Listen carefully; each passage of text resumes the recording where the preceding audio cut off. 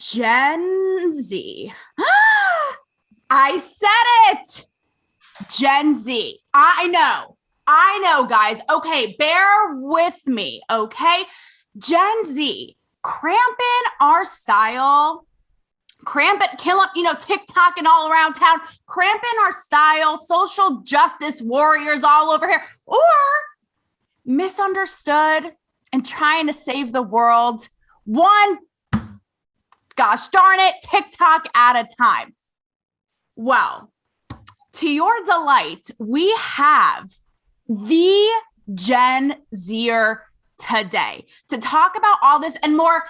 And when I say she is the Gen Z, I feel like I shall name her my mini me. And here's why. Here is why. And Gen Z, if you're like, what are you talking about? It's called Austin Powers, sweetheart. Go look it up. Do yourself a favor, okay? So here's the thing. Today I have Sophie Beren. Now, Sophie, like myself, we just really must hate ourselves because we have dedicated our livelihoods to really getting into provocative, controversial conversations that people are afraid to have in hopes of really making this world a better place. Mr. Rogers, look out, okay? So like me, Sophie, she's not afraid of the cancel culture and we embrace it. Now, if you're listening for the first time and you're like, who is this crazy lady? My name is Taylor Ferber. Welcome to Cancel Me, baby. Now, I'm an entertainment journalist. I used to be a red carpet reporter in LA, and I would get celebrities in Hollywood on the red carpet on said provocative conversations. Now, I continue to on this show, guns blazing, and sort of passing the torch to the next generation is Sophie Beren. So she is the founder and the CEO of the platform, The Conversationalist. Now, The Conversationalist, guys, like literally grab your briefs and your panties and anything you need to grab, because the whole idea of The Conversationalist is that it gets into these dialogues and they have people from all sides of the spectrum to go there. And their tagline is to break echo chambers. So I love what they're doing. I love what they're all about. They've talked about everything from vax mandates. I told you to grab your tidy whities, okay? Vax mandates, polarized politics, media, like they go there. So without further ado, I would love to introduce to you the Sophie Beren. Hi, Sophie. Hi, Taylor. This is such an honor. I look up to you so much. I feel like we're soul sisters and that we're on the same path in life. And thank you just so much for having me today. Sophie, is it okay that I just went ahead and had balls the size of Texas to name you my mini-me? I just really did that without your permission. I just really went for it. So that was the biggest honor of my life. So I will wear that title proudly. So guys, thank you. Well, Sophie she's no joke. Like you may think that, first of all, I'm a millennial. Everyone thought that millennials are lazy, entitled. Yes, which is true. Let me just tell you already, and Gen Z, like to the nth degree, right?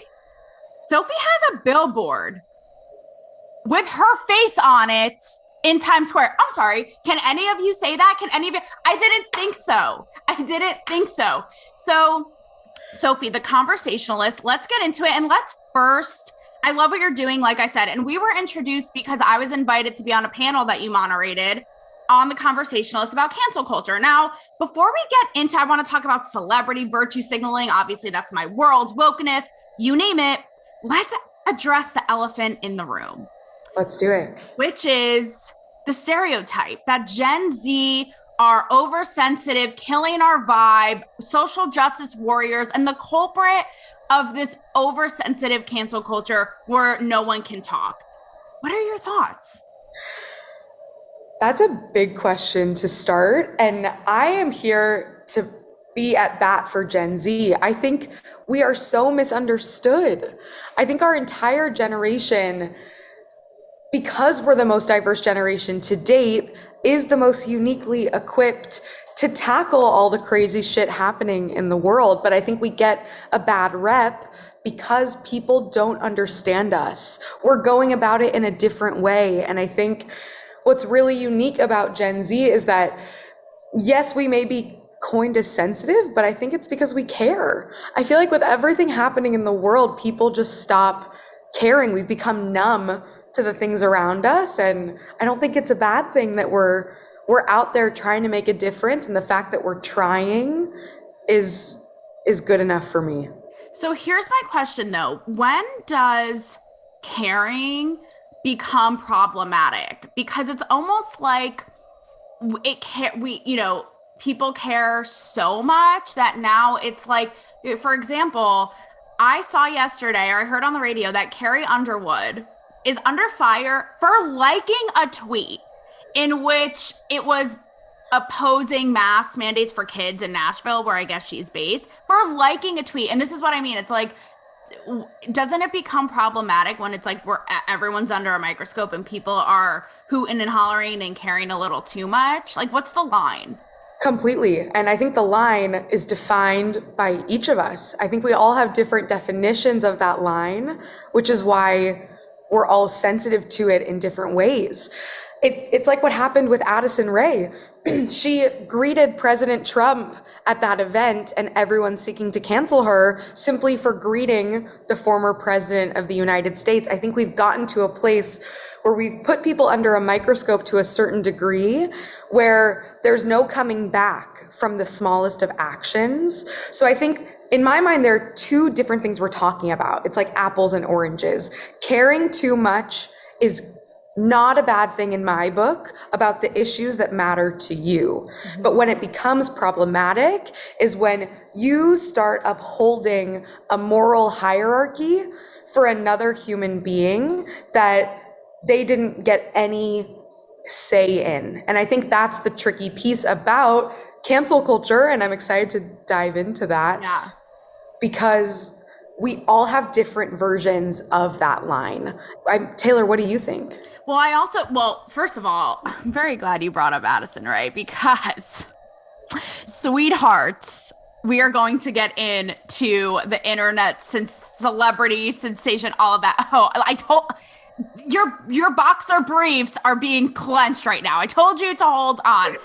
But, what had me, not to, make this somber, but what really got me thinking about all of this is what's going on right now, obviously, in Afghanistan, right? And how I put up a video from my last episode, a brief video talking about how people, it's just horrid. And you see that people are literally clinging to planes at the chance of coming to a place like this with freedoms, because they'd rather risk that fate of literally clinging to a plane than staying there, right? And I just think about all the freedoms that we have. Ones that obviously are really important to me, especially as a woman, is speech, is, our livelihood, our education, all these things that are, aren't granted necessarily in places like that. And it got me thinking last night, I'm just like, with this whole cancel culture, holding everyone to the standard and putting them on the cross, it's like, how sad, because people like that would literally die to have these freedoms for speech, for thought. And here we are, what an abuse of that freedom and that privilege to punish other people for executing that freedom. How sad. And I'm so glad you brought that up. I think it's tricky because obviously there are certain things that I feel as a white woman that maybe a person of color wouldn't experience in this country. But I think that is maybe one of the roots of the problem, is that we take for granted the freedoms that we have in America. And I think similarly to how we talked about how different people adapt different definitions of what it means to be a morally correct or good person, I think we've also all taken on different definitions of the First Amendment. I think free speech is something that we should all hold dear, because in looking at countries like Afghanistan, those people are not afforded the same privileges. But what's tricky is that here in America, everything seems to be with critique. And I think we lose sight of what this country was built on, which is free speech. And again, with the line, a lot of people define hate speech differently than free speech. But at the end of the day, that's why the Constitution exists. So I also find myself getting frustrated and taking fault with our society and sometimes our generation too, for not allowing everyone to have that privilege. It seems like the common thread is, I get crucified if you don't agree with me. And that's what's really sad to me. You hear celebrities say it, you hear all these people say it. And the thing is, it's like, whether it be generational differences, I don't really know. Like, I don't even know if we'll get to the bottom of it, but it seems to me like people, and it's like a left-right thing, everything's politicized. People just aren't going to see eye to eye. Like, you and I are out here being like, I don't have to agree with you. And even hate speech, honestly, I'm like, let's hear it so we know that it's out there. Because if we suppress it, Lord, no, it's only going to grow more. It's not going to, right? But then you have another side who's like, all these people are trying to have hate speech and that's not freedom of speech. It's like people just aren't seeing eye to eye. And that's the problem. And that's really tough about the work that I do. And I'm sure you experience this every day. And I had this realization over the past 8 months that what I'm doing and what you're doing is something that fundamentally a large segment of our population disagrees with. And I came into this all wide-eyed, optimistic, ready to bring people together, kumbaya, have conversations. But I realized that there are so many people out there that don't even agree that we should be having them in the first place. But at the end of the day, that is their point of view, and I can have my own as well. And like you said, Taylor, if you ignore someone who maybe has a hateful point of view or has a different point of view than your own, that person isn't going away. That person has just as much a right to exist in this world as you do. So why are we ignoring it? I think it's a Band-Aid issue to distance yourself from someone when you can't even lean in to hearing that person out. Because you know what? The biggest secret that I've learned over the past 5 years doing this thing is that if you make someone feel heard, someone who has a completely different view than you do, that person is much more likely to hear you out as well. 100. And I think that's the issue, right? Is we don't even, we distance ourselves from someone who thinks differently than we do, but we're avoiding any opportunity to come a little bit closer together without realizing that that person might even listen to us as well, might even eventually come over to your side, but we don't even give them a chance. So I'll give you an example. I'll give you 2 examples, right? So obviously, okay, let's take appearances. Let's talk about sexism, male stuff, all that, okay? I told Sophie this before we hopped on. Like, my boobs are out today, like on her eyebrows. Sophie, I'm so sorry, okay? I have like the blonde hair, right? So I know, I'm no moron. I know, right, that people could look at me and at first glance be like, oh, what a bimbo, the blonde hair, the big boobs, right? Say if a guy makes a dumb pass at me, here's an example of like canceling, right? Is being like, F you a-hole, go. Instead, being like, okay, here's why I'm going to prove you wrong and blow you away with my brains. You know what I mean? So a version of canceling, it's like putting them in a way. What is that going to teach them? Another example, I saw during the January 6th, I think it was, a man with a Camp Auschwitz shirt or something, right? Now, do you know how much that hurt? I mean, I'm Jewish. I was bat mitzvahed. But there wasn't a part of me that was like, he needs to go dig in a ditch and live in it and eat worms. Like, no, it's like, if I were face to face with that man, I would be like, okay, here's why this isn't okay. Let's talk about it. Why are you feeling this type of way where you would literally wear this horrid shirt? You know what I mean? And we've become so intolerant that I don't understand how people don't see how it's causing so much more tension and hostility and divide. It's just going to fuel their fire by being like, you're an a-hole. You know, how does that help? And as a Jewish woman myself, it's interesting hearing you say that because, and maybe this is a hot take, but I do think there are some people out there that are never going to get there. And that's okay. And so I think it's interesting because I'm pretty flexible with my line, but let's say we sit down with that guy with the Camp Auschwitz shirt and he has no intention of hearing me out or seeing me as the human being that I am. Then there are certain scenarios where you don't need to waste your time and energy. I think my definition, and I'd love to hear your thoughts too, Taylor, is if a human being has the intention of wanting to live a happy, healthy, successful life where they agree that other people also have those same rights and privileges, that person has the ability to unify and come together. But I think there is a scenario where the hate speech does take a turn in a direction where we don't need to count them into the equation. Right, if it's causing violence, etc. Right, of And course. maybe, and of course, that guy wearing a shirt isn't causing physical harm to someone, and that's my definition of hate speech. But if that guy has no intention of even hearing me out, then that's where we have a problem. And so I think it's important to kind of figure out where that line extends to, because not everyone has that same conception of wanting to build a better future. And I think that's the line for me. I was just going to say that. I mean, here's another hot take. And by the way, you guys, we're totally winging. I have notes here and we're just going rogue. So we're just winging this combo. Here's another hot take, and this is going to be controversial. What if there are just some people who are a-holes, to your point? Obviously, with the work we do, we are trying to, she's like, she gets all closer. She's like, but it's true. It's like the work we're doing, obviously, is to help people see things in a different way. And yes, of course, at the end of the day, we would all love people to grow and think about things differently, right? And like you said, kumbaya.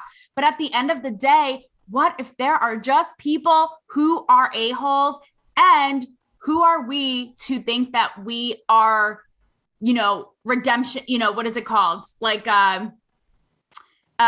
what's it, the day, Judgment Day. It's like, we're the ones to change everybody, So there's also that.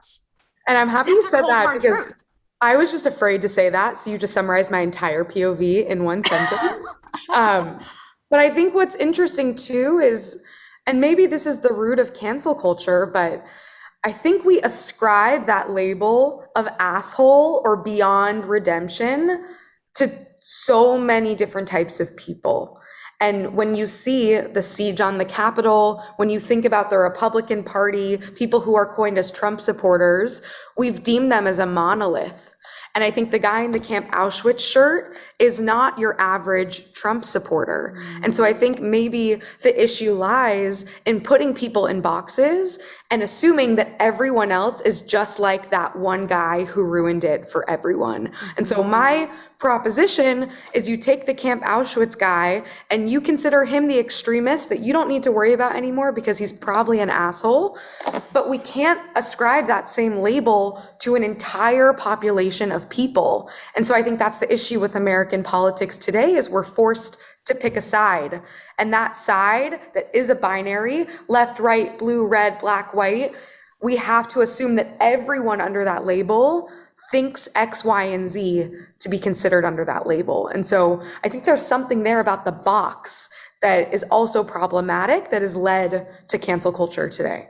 Oh, it's horrible. I completely agree with you. And what I'm curious, to bring it back a little bit, I mean, I know we're both, Einstein proteges, but we're not going to have all the answers. But I do, before I move to the next topic, I want to actually play for our viewers a little clip of me on a carpet a couple years ago talking to comedians about cancel culture. And obviously, people in entertainment, even though they act otherwise, they act like these, can do no wrong, Mother Mary, spawns.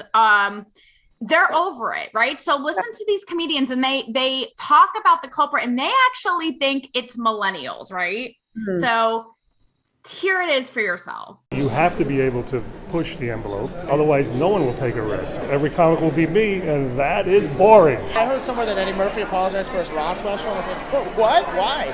Cancel culture. It's killing me. It's killing me too. Who's making up the rules anyway? Like, who's controlling all this? That's a really great question. And I didn't think anybody was going to ask me this. You know what? I need a millennial to explain all this to me. Millennials? Yeah. Social media makes everyone feel like they're so important. Right. Even trolls in that way, they have the power. Every time you accept this, you buy into it. It doesn't even have to be real. If you're working for a TV network, it's the network that says it. It's the advertisers that say it. Gen Z is what I hear. The Liberal Party could also be, because it's very what you can't. I ask friends and stuff if I have a joke, and I'm just like, can I pull this off? And they're like, nah. I'll come up with a joke and I run it by my wife. She goes, you can't do that. I won't even try. Does that suck? It does. So are you saying that we need to be like, no, this is bullshit? Of course you should. Do you think, like, what if I'm can't? What if you slip and say something Totally. wrong? Yeah, sure. We've all said crazy things. We all hope that none of that was on video. Outrage culture is making the rules.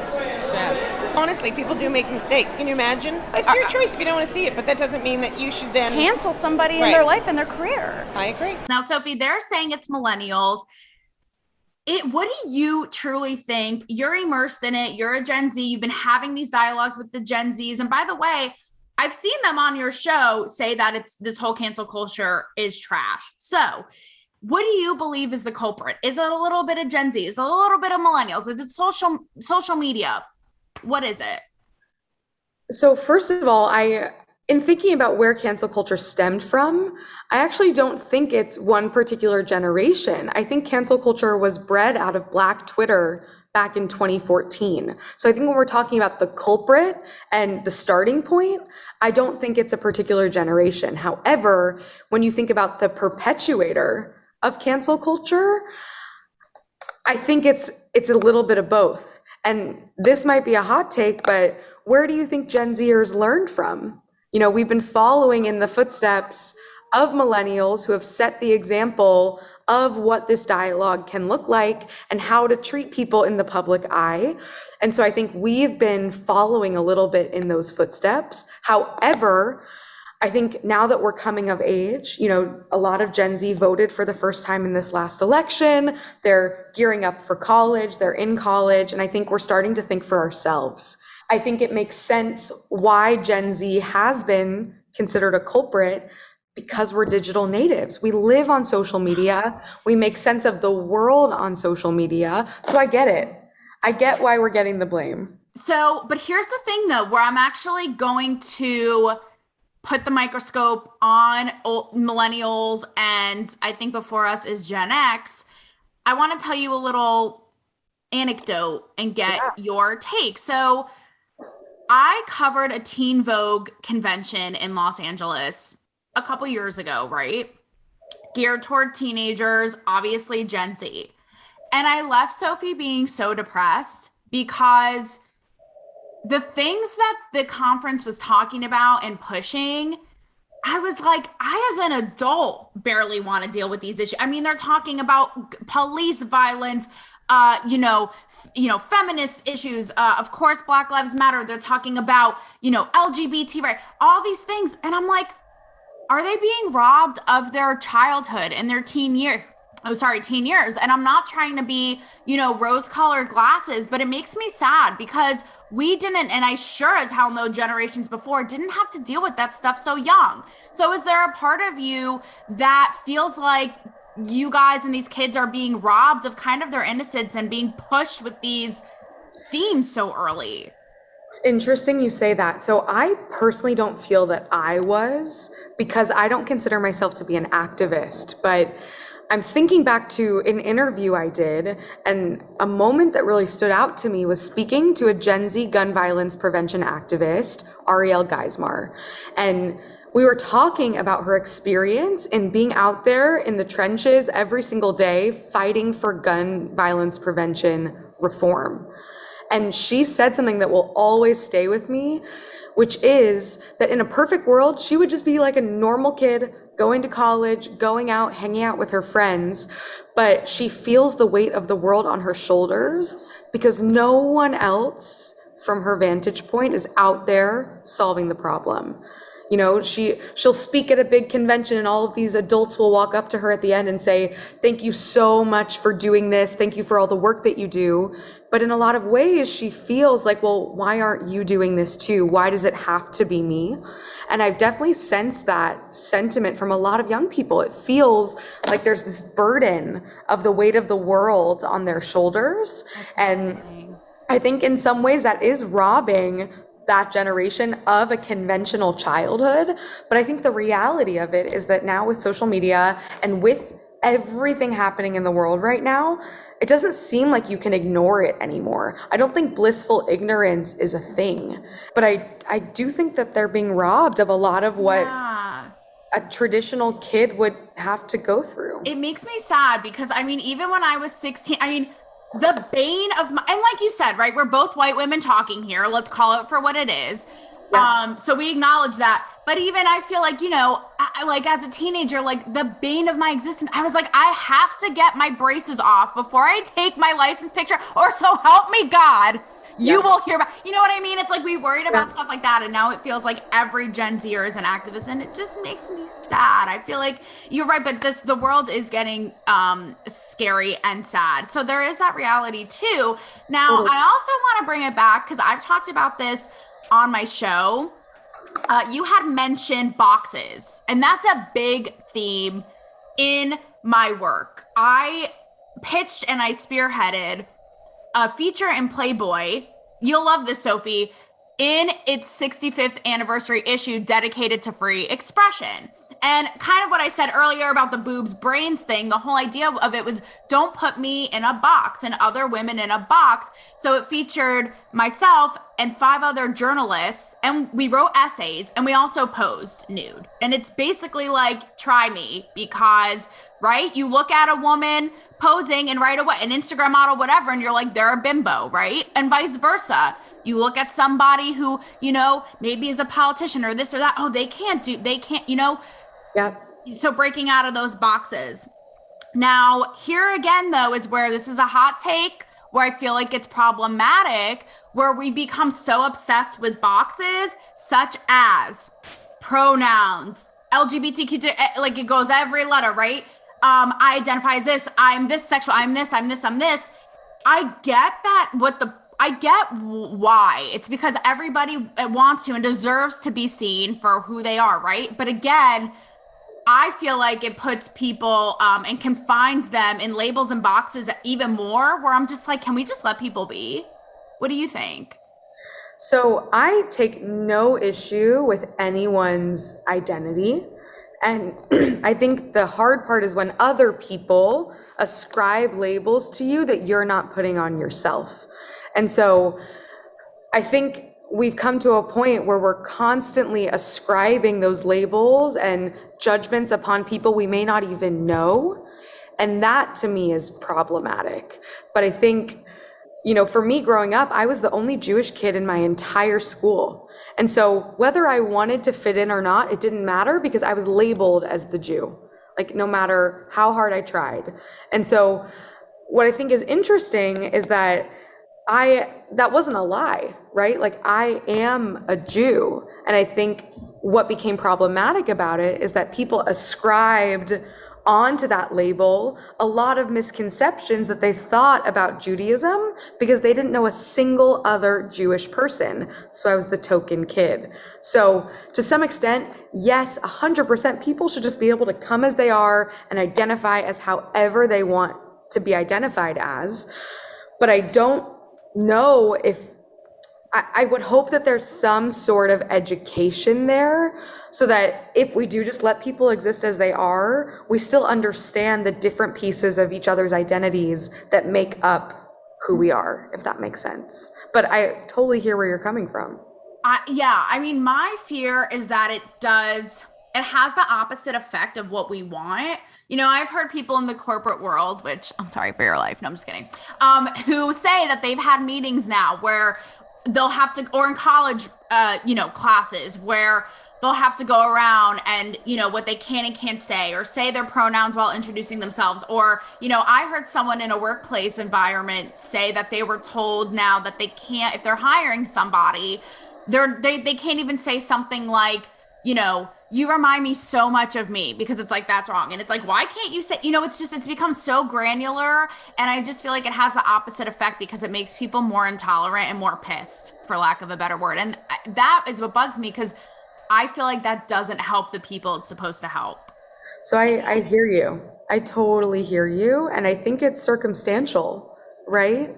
Like, I would hope that people feel comfortable enough to, you know, say their pronouns if that's how they want to assert their identity. 100. And there's nothing wrong with that. Exactly. Right? And exactly. So I think what's tricky is when you start to force certain norms on people. You said it. But I think at the same time, I don't know, now that the world is evolving, we're in 2021, I'm also kind of going with the flow. Yeah. Right? Like I actually, at the end of the day, if we want people to come as they are, and that means sharing your pronouns in front of a classroom of people, great. It's not really impacting me. Like I am a woman. I can say I identify as she, her, hers.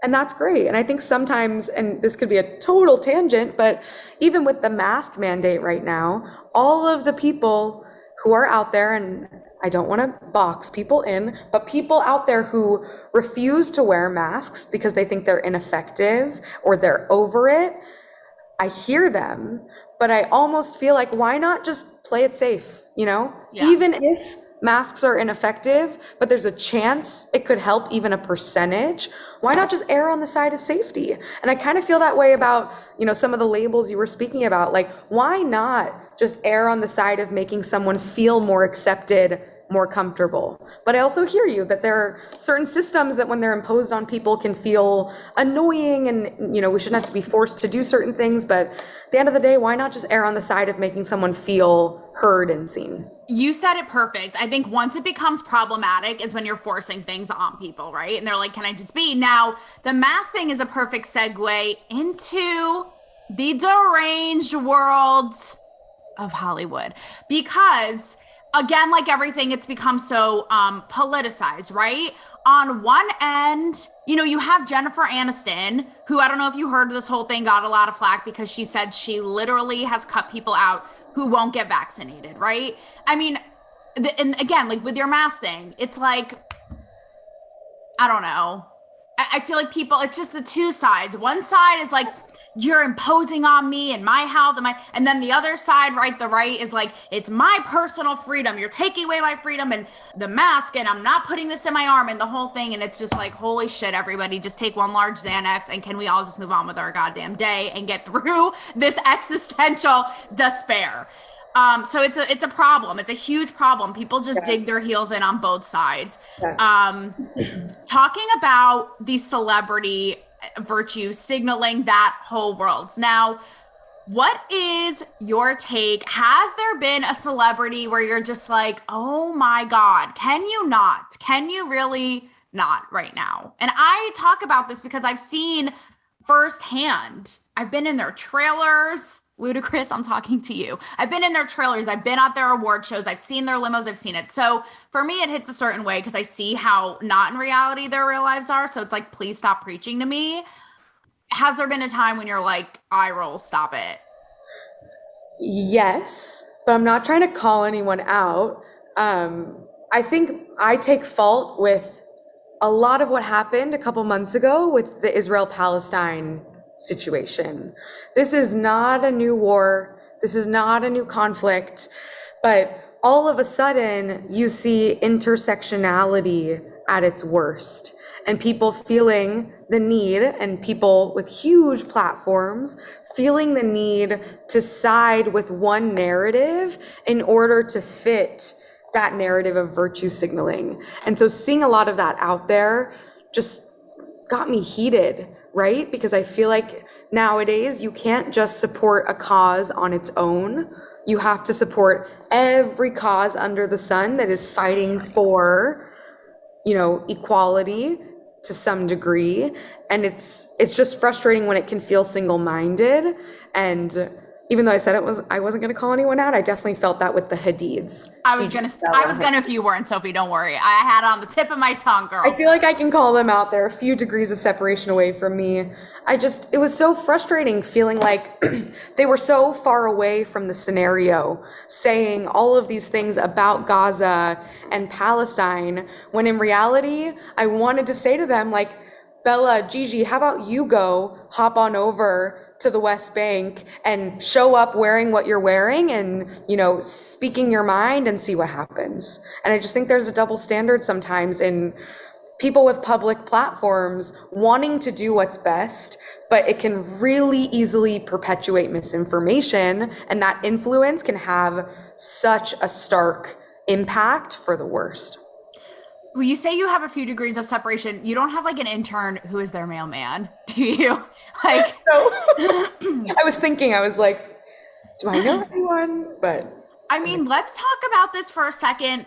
You have Gal Gadot, who's Israeli, and by the way, who I've met a few times and is the sweetest person. Let's not talk about the Imagine video.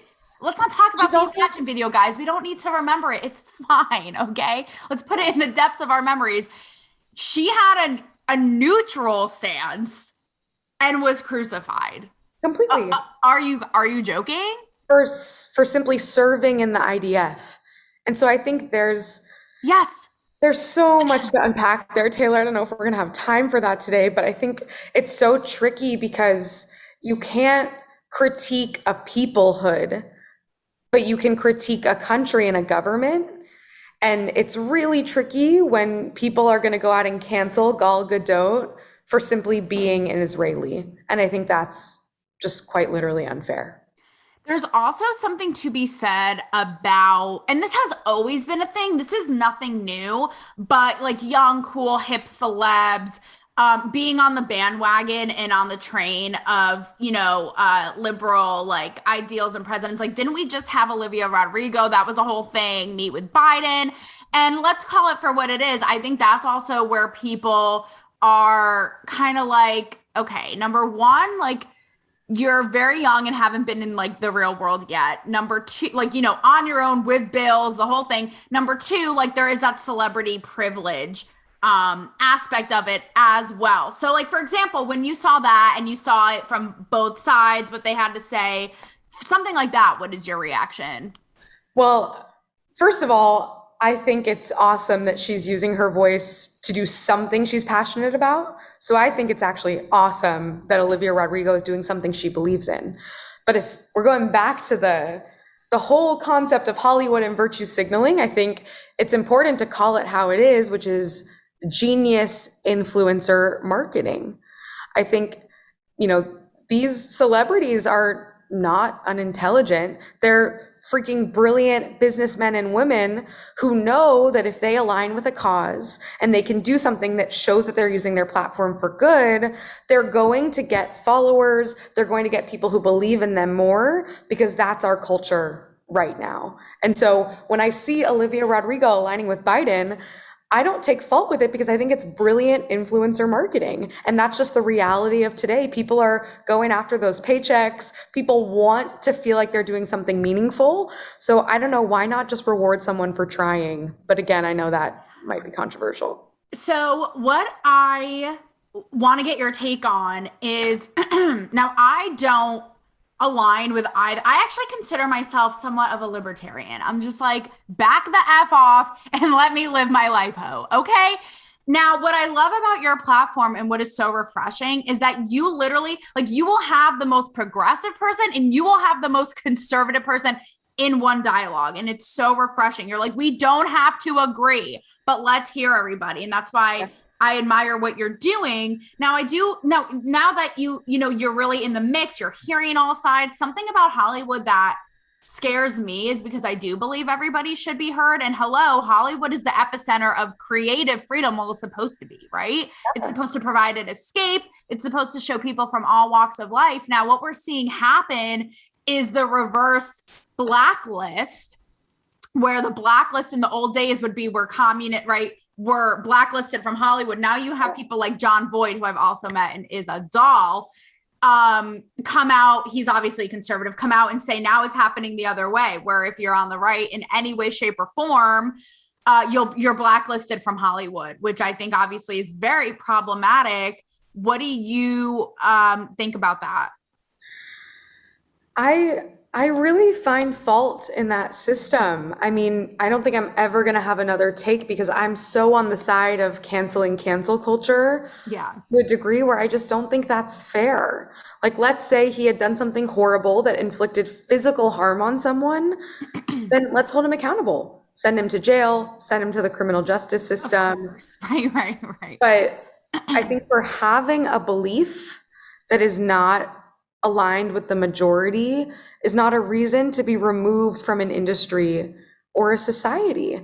And I think what I struggle with is when people in Hollywood or not, just everyday people on the street, don't have the same energy for both sides.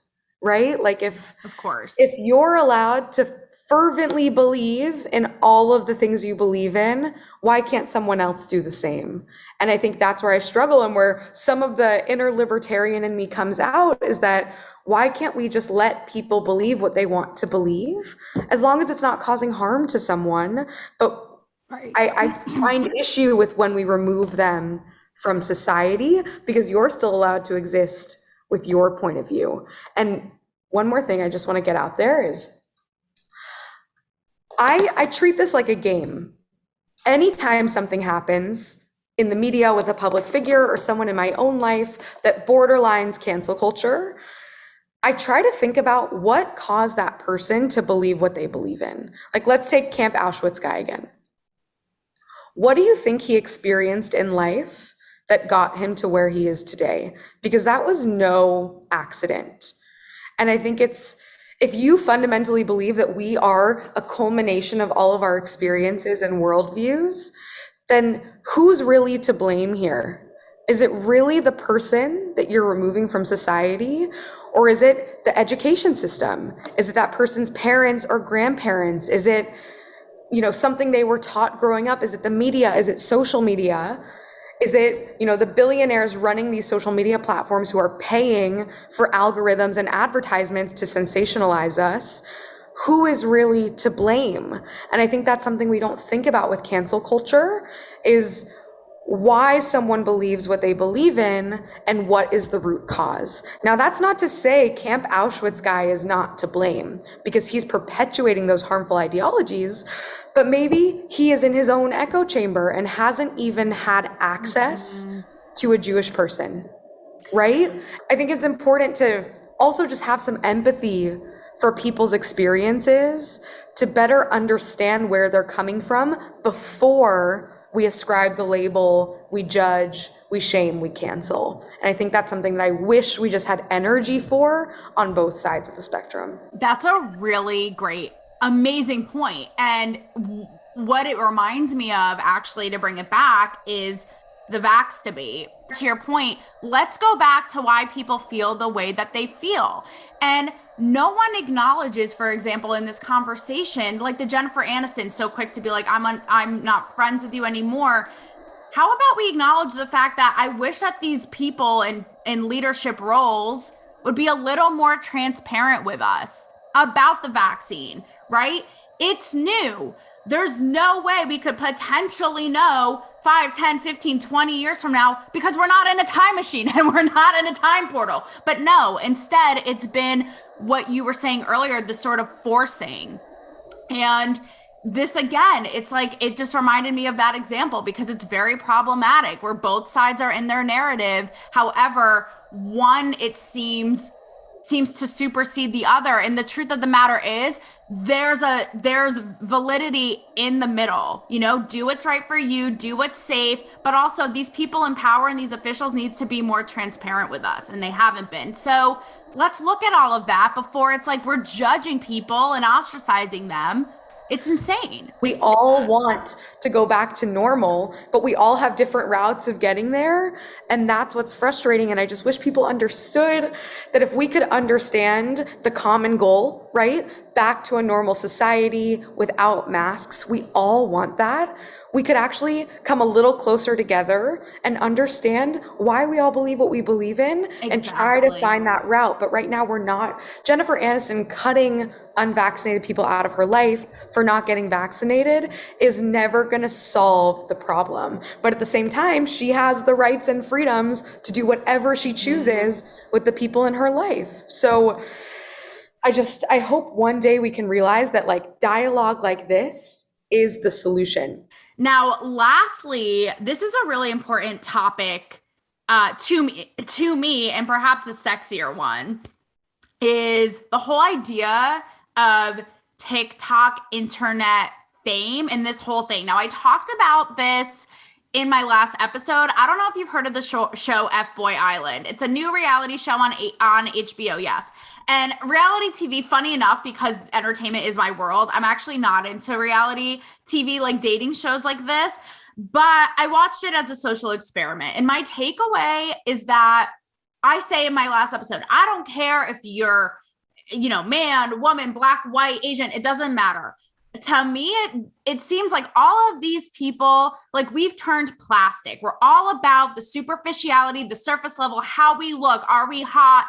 And are we going to be internet famous? Now, this is where the libertarian in me is conflicted, because everyone has a right to pursue the life they want to live. If that's how you want to make your money, that's fine.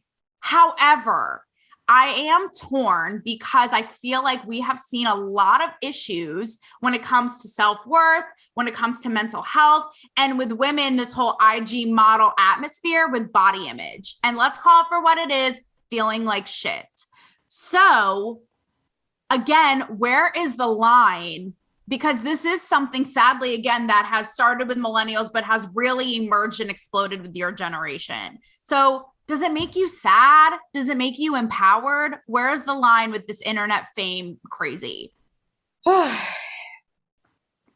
This is such a loaded topic, Taylor. It is. We could do a whole app on this topic. I know. Yeah, this is like another TED Talk potential topic. I know. It makes me sad, but it's not internet fame culture and TikTok culture that makes me sad. It's all of the norms that we've been taught from a young age to perpetuate in our society and the entire industry of diet culture that makes me sad. And so I don't think we can blame the Gen Z models and the influencer figures for doing what they're doing, because again, like I said with millennials earlier, like what was the roadmap? What were they shown? What Instagram algorithm was being fed to them by these tech companies to get them to where they are now? Right. I almost just wish that companies that are running the Facebooks and the TikToks and the Instagrams would put a little bit more effort into giving each user a different set of users to follow that would allow them to see those different body types, those different experiences that we talk about that fall all over the body image spectrum. And if we're talking about body image, like why can't TikTok mandate that every new user has to follow Lizzo? What would happen? And it's also this trash of, I did a whole episode showing the photoshopping face tuning that these people do. You would be shocked. It literally ranges from Z-list influencer to Beyonce. So it's just, yes, literally, I said Beyonce. Yep, it's true. Yep. So it's just really, that's what makes me really sad. It's like, okay, express yourself however you want. But to me, now we have an issue when we're tweaking how we even look. But like, what I will say, and right before I came on your podcast, I was trying to post a selfie on my Insta story and I was using all these different filters and I got physically disturbed by how it distorted my face. Oh, I know. So I didn't use it. I posted a normal selfie. And what I have to say to, again, go to bat for Gen Z is that I feel like even mixed in with the models and the influencers, you can argue that Charlie and Dixie are really posting their real selves. And I think Gen Z really has this push now for authenticity in a way that is showing a little bit more realism than generations past. And though it's still curated, it's still out there on a platform for public consumption, I do think there's a little less Facetune with the Sienna Mae Gomez's of the world and, the body positive icons who are putting themselves out there that are showing these young adults a new way forward. And so I think Gen Z is starting to shift that culture because we are wary of these systems, right? We're looking at everything with a critical eye because we care about all of these issues. And I think now that we're a little aware of it, we're more likely to change it moving forward. So I hope so. I hope that it becomes, less superficial because it really makes me sad and it's not reality. And very, very lastly, because I know we're out of time, bringing it back quick to Addison Rae. If you guys are like, who? Is a famous TikTok internet star. She has been invited to the Met Gala, allegedly. She was cast in the new She's All That spinoff, He's All That, or reboot, sorry. So people got their panties in a bunch because they're like, these TikTok internet stars have no business being among the likes of Meryl Streep. Now, I myself have judged it, okay? I've judged it. Sophie, Should we be a little less hard on them, or are you yourself like, listen, you have no business sitting at Tom Hanks's table? This reminds me of a poll I saw on Instagram yesterday by my friend Stephen Lovegrove, and he posted, do you think TikTok stars should be able to attend the Met Gala? Yeah. Or does that really take away from what the Met Gala is?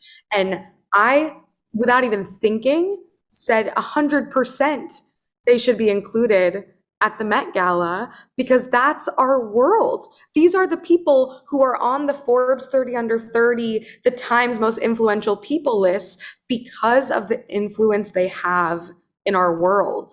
And so I 100% think we need to be easier on them, because look at them out there being multi-hyphenates and making shit happen and doing huge things in the world. And I don't know, again, it goes back to what I said at the beginning. Like, so many people are just sitting around on their couches waiting for life to happen to them. But these people are risk takers. They're out there and they're doing something. And I think that's something we should at least give them a little bit of applause for. That's fair. All right. Well, Sophie Beren, I have to let you go, but thank you for, doing what you do. And something I feel like really scares me about my generation, your generation, is the lack of depth and connectivity. We're so obsessed and attached to these. Sometimes I feel like when you're in real life, you're like a robot and there's no interpersonal ability. And it really scares me. So thank you for doing what you're doing with the Conversationalist, because I hope that changes that and creates actual human connection offline and in real life. And I hope that everybody listening, like, you can finally let go of your tidy whities. Okay, open your minds. And like Sophie said, be a little less judgmental, even if it is of these TikTok stars. Like, I'm sorry, if I were at the Met Gala, I would elbow this Addison Rae out of the way to sit on Meryl's lap. But that's just me. But maybe we'll all leave a little less judgmental. So Sophie, I want to thank you so much. We'll have to do a part 2. I can't wait. And Taylor, you are an icon and an inspiration. I, in so many ways, preach every day on The Conversationalist that we need to share our opinions without fear of judgment. And that freaking terrifies me. And just being here with you today made me feel like I could let my guard down and actually say it how it is and have a real, authentic, badass conversation. And that's infectious. So you are having such an impact on so many people, and thank you for all that you do. Thank you so much, Sophie. I'm so glad. And really quickly, is there anything that you're kind of weary or afraid to talk about on The Conversationalist? And perhaps, do you feel inspired to be like, you know what, I'm going to dip my toes in. I'm going to actually go for it. I mean, yes, this is why I started it. It's a direct manifestation of all of my fears. I struggle to talk about race, politics, and everything in between. And I will say it's made me a little bit more bold in being willing to talk about it in smaller settings. So yes, but also a little bit of no. You got this, Sophie, my little mini me. I'm so proud. Thank you so much, Taylor. Thank you, Sophie. We'll do a part 2. Can't wait.